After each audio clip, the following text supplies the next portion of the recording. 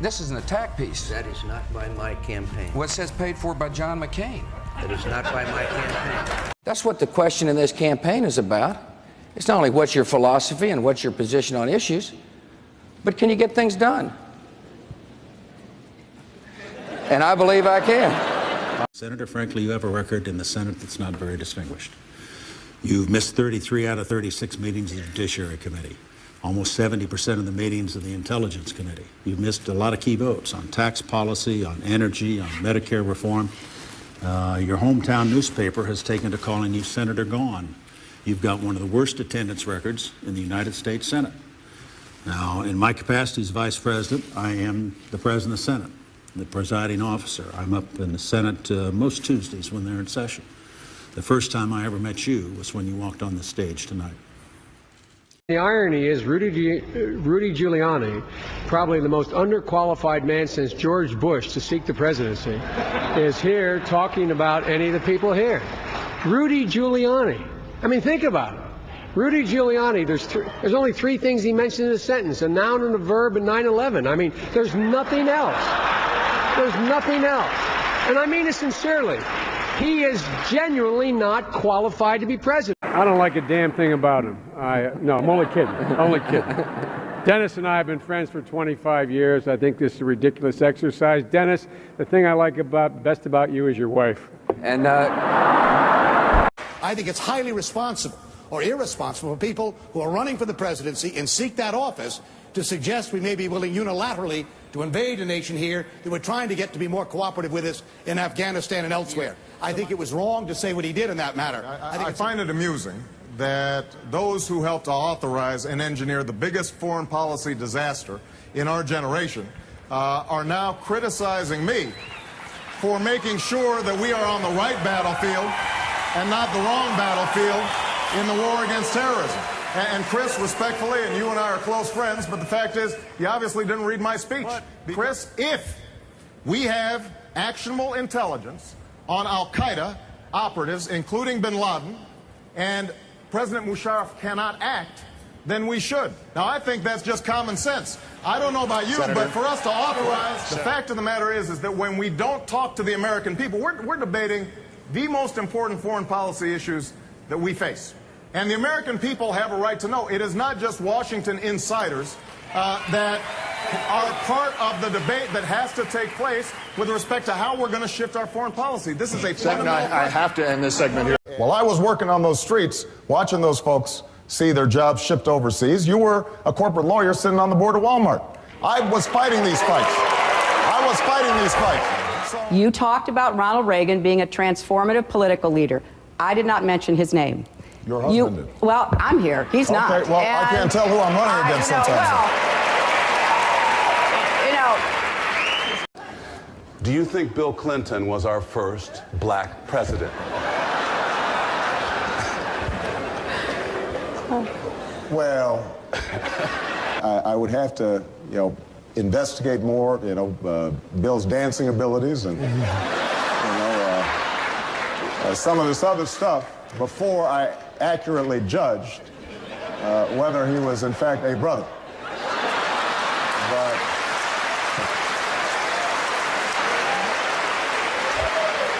Look, I understand what it's like to be a single parent. When my wife and daughter died and my two sons were gravely injured, I understand what it's like as a parent to wonder what it's like if your kid's going to make it. I understand what it's like to sit around the kitchen table with a father who says, I got to leave, champ, because there's no jobs here. I got to head down to Wilmington, and when we get enough money, honey, we'll bring you down. The notion that somehow, because I'm a man, I don't know what it's like to raise two kids alone. I don't know what it's like to have a child you're not sure is going to make it. I understand, as well as, with all due respect, the governor or anybody else, what it's like for those people sitting around that kitchen table. And guess what? They're looking for help. They're looking for help. They're not looking for more of the same. And, John, you're absolutely right that presidents have to be prudent in what they say. But, coming from you, who, in the past have threatened extinction for North Korea and, sung songs about bombing Iran, I don't know, how credible that is. Senator Obama was wrong about Iraq and the surge. He was wrong about Russia when they committed aggression against Georgia. And in his short career, He does not understand our national security challenges. We don't have time for on-the-job training, my friend. You know, Senator McCain in the last debate and today again suggested that I don't understand. It's true. There are some things I don't understand. I don't understand how we ended up invading a country that had nothing to do with 9/11, while Osama bin Laden and al-Qaeda are setting up base camps and safe havens to train terrorists to attack us. That was Senator McCain's judgment, and it was the wrong judgment. When Senator McCain was cheerleading the president to go into Iraq, he suggested it was going to be quick and easy. We'd be greeted as liberators. That was the wrong judgment, and it's been costly to us. It's 3 agencies of government when I get there that are gone: commerce, education, and the what's the third one there? Let's see. You need 5. Oh, 5. Okay, so commerce, education, and the EPA. EPA. There you go. No, again. Let's talk deposition. Seriously? Is EPA the one you were talking about? Or? No, sir. No, sir. We were talking about the agencies of government. EPA needs to be rebuilt. There's no doubt about that. But you can't name the third one? The third agency of government, Yeah.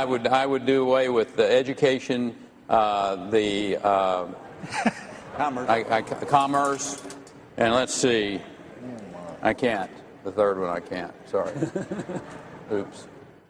Let's be candid. The only reason you didn't become a career politician is you lost to Teddy Kennedy in 1994. Well, now wait a second. Wait a second. Wait a second. And with regards to the idea that if I'd have beaten Ted Kennedy, I could have been a career politician, that's probably true. If I would have been able to get in the NFL like I hoped when I was a kid, well, I'd have been a football star all my life too.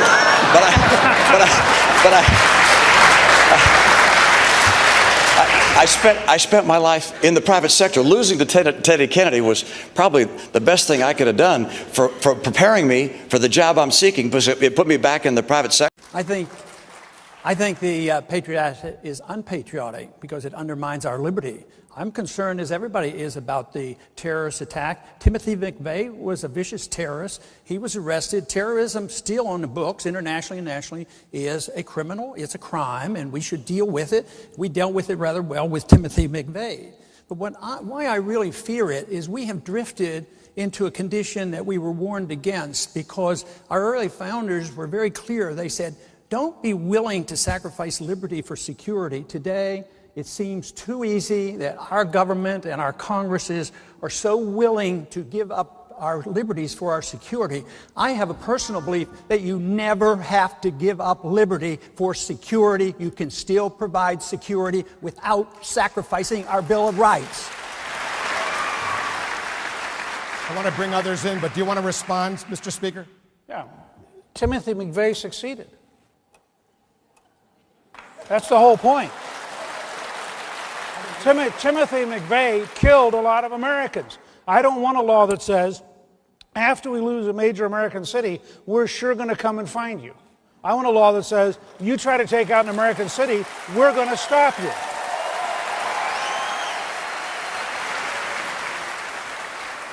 This is like saying that we need a policeman in every house, a camera in every house, because we want to prevent child beating and wife beating. You can prevent crimes by becoming a police state. So if you advocate the police state, yes, you can have safety and security, and you might prevent a crime, but the crime then will be against the American people and against our freedoms, and we will throw out so much of what our revolution was fought for. So don't do it so carelessly. Congressman Paul, you're from Texas.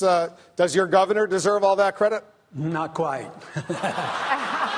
I'm a taxpayer there. My taxes have gone up. Our taxes have doubled since he's been in office. Our spending has gone up double. Our debt has gone up nearly triple. So, no, and 170,000 of the jobs were government jobs. So I would put a little damper on this, but I don't want to offend the governor because he might raise my taxes or something. Particularly this week, Senator Santorum, you have a new television ad that labels him a fake. Why? Because he's a fake. I'm real, man. I'm real. Congratulations. I'm real. Wrong about that? He is wrong about that. You can cut tax rates by 20% and still preserve these important preferences for middle-class taxpayers. Not mathematically possible. It is mathematically possible. It's been done before. It's precisely what we're proposing. It has never been done before. It's been done a couple of times, actually. It has never been Jack done Kennedy before. lowered tax rates, increased growth. Ronald Reagan. Now you're Jack Kennedy. Ronald Reagan. Republicans and Democrats. I think Governor Romney maybe hasn't spent enough time looking at how our military works. You mentioned the Navy, for example, and that we have fewer ships than we did in 1916. Well, Governor, we also have fewer horses and bayonets because the nature of our military has changed. We have these things called aircraft carriers where planes land on them. We have these ships that go underwater, nuclear submarines. And so the question is not a game of battleship where we're counting ships. It's what are our capabilities? And so when I sit down with the Secretary of the Navy and the Joint Chiefs of Staff, we determine how are we going to be best able to meet all of our defense needs in a way that also keeps faith with our troops, that also makes sure that our veterans have the kind of support that they need when they come home. And that is not reflected in the kind of budget that you're putting forward because it just doesn't work. All right. And we visited the website quite a bit, and it still doesn't work. When the president took office, the price of gasoline here in Nassau County was about $1.86 a gallon. Now it's $4 a gallon. Think about what the governor just said. He said, when I took office, the price of gasoline was $1.80, $1.86. Why is that? Because the economy was on the verge of collapse. It's conceivable that Governor Romney could bring down gas prices because with his policies, we might be back in that same mess. Mr. President, have you looked at your pension? Have you looked at your pension? I've got to say. Mr. President, have you looked at your pension? You know, I don't look at my pension. It's not as big as yours, so it doesn't take as long. Let me give you some. Let me give you some advice. I don't check it that often. I believe Governor Romney is a good man. Loves his family, cares about his faith. But I also believe that when he said behind closed doors that 47% of the country consider themselves victims who refuse personal responsibility, think about who he was talking about. Folks on Social Security who've worked all their lives. Veterans who've sacrificed for this country. Students who are out there trying to hopefully advance their own dreams, but also this country's dreams. Soldiers who are overseas fighting for us right now. People who are working hard every day, paying payroll tax, gas taxes, but don't make enough income. And I want to fight for them. That's what I've been doing for the last 4 years, because if they succeed, I believe the country succeeds. And when my grandfather fought in World War II and he came back and he got a GI Bill and that allowed him to go to college, that wasn't a handout. That was something that advanced the entire country. And I want to make sure that the next generation has those same opportunities. That's why I'm asking for your vote, and that's why I'm asking for another 4 years. This has not been Mr. Oil or Mr. Gas or Mr. Coal. When I hear Governor Romney say he's a big coal guy, you stood in front of a coal plant and pointed at it and said, this plant kills, and took great pride in shutting it down. And now suddenly you're a big champion of coal. I think it's interesting the president just said something which is that on the day after the attack, he went to the Rose Garden and said that this was an act of terror. That's what I said. You said in the Rose Garden, the day after the attack, it was an act of terror. It was not a spontaneous demonstration. Is that what you're saying? Please proceed, Governor. I want to make sure we get that for the record, because it took the president 14 days before he called the attack in Benghazi an act of terror. Get the transcript. He did, in fact, sir. So let me call it an act of terror. Can you say that a little louder, Candy? He did call it an act of terror.